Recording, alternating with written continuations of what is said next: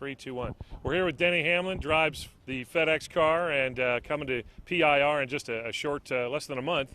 But today, kind of pulling double duty, delivering packages for FedEx.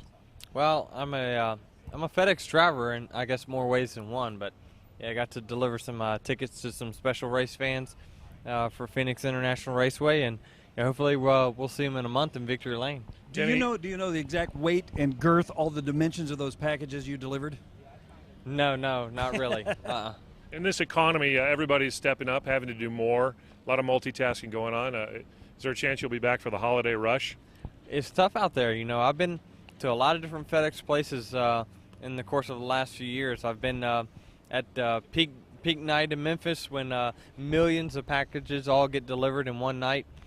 That's something I'm not good at, by the way. I'm better sticking to the race driving. You got to be one of the fastest drivers for FedEx.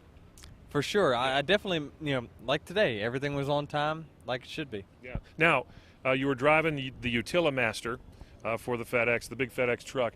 How was that set up for you? Was it tight? Was it loose? How'd you like the tires? It actually hung the corners pretty good, but we played it pretty safe since we are out here on the street. But sure. We made sure everything got delivered on time. Make sure we had our turn signal on, stopped all the stop signs. Did it the legal way. Hey, one of the things you're kind of known for is that you actually played some of the tracks that you were about to race on video game, right? Yeah, I did.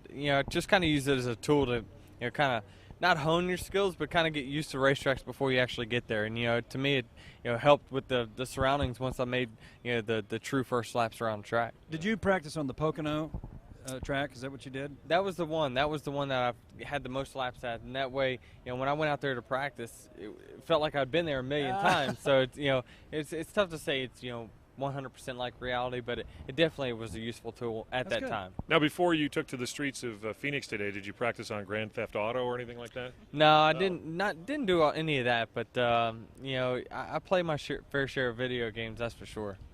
Well, as we get ready for, we're in the chase. As we get ready for Phoenix, you're in California this weekend.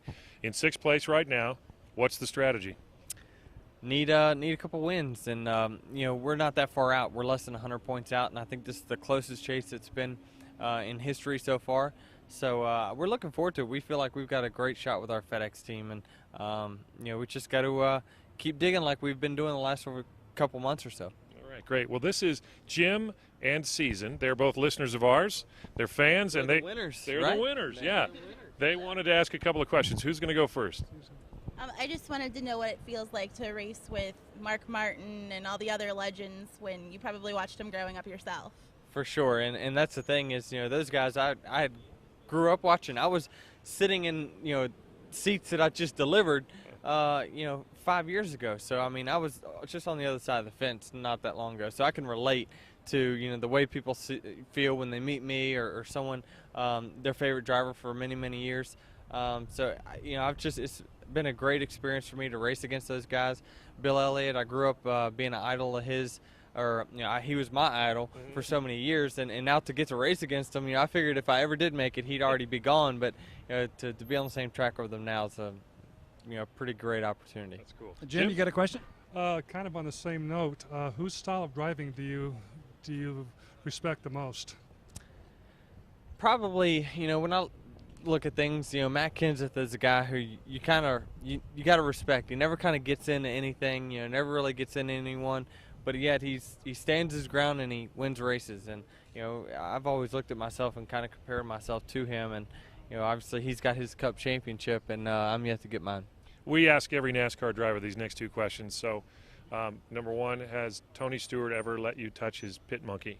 No, I think he got rid of the monkey. It was too big of a hassle for him. And number two, have you ever seen Jeff Gordon naked? Never.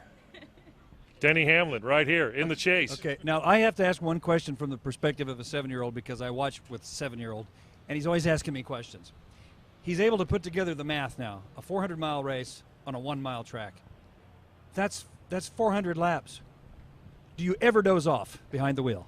No, but I do daydream, that's for sure. When races get kind of strung out and long green flag runs, you find yourself thinking about what you're going to eat afterwards. Really? Yeah. You ever listen to the radio while you're driving? No, if they'd let us, I would. Hang Instead a of having foot to out the listen to window? my spotter. Oh, okay. All right. Very good. Anything Anything else, Will? Do you ever hang a foot out the window? Nah, never Nah, mind. too strapped in. Okay.